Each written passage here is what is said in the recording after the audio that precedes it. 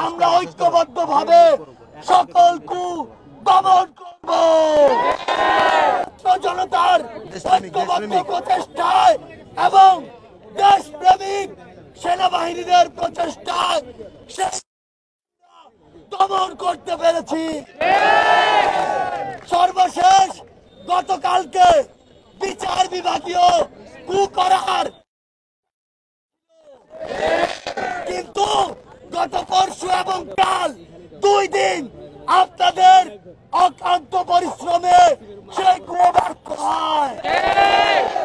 আমরা দেখছি আমলাতন্ত্রের বিভিন্ন পর্যায়ে কিছু স্বৈরাচার আর ফ্যাসিবাদের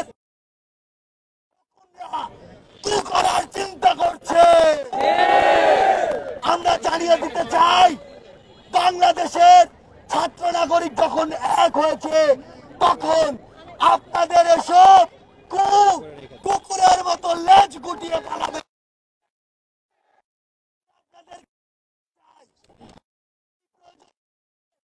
আমরা ডাকবো আপনাদেরকে, আপনাদের রাস্তায় নেমে আসতে হবে।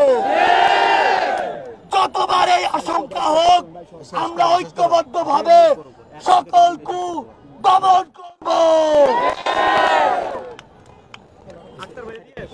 ধন্যবাদ সাজিদ আলম ভাইকে। শুনতে পেয়েছেন ভাই কত সুন্দরভাবে উপস্থাপন করেছেন কুগুলো নিয়ে। আমি আরেকটা জিনিস বলতে চাই, আপনারা দেখছেন 15 আগস্টকে পুঁজি করে আওয়ামী ফ্যাসিবাদ নতুন ষড়যন্ত্র আঁকছে। আমরা কি সেই ষড়যন্ত্রকে রুখে দিতে পারবো? আমরা কি মাঠে নেমে আসবো? আমরা কি সেই শক্তি রাখি? সারা দেশের ছাত্ররা কি স্বাধীনতা রক্ষা করতে পারবে?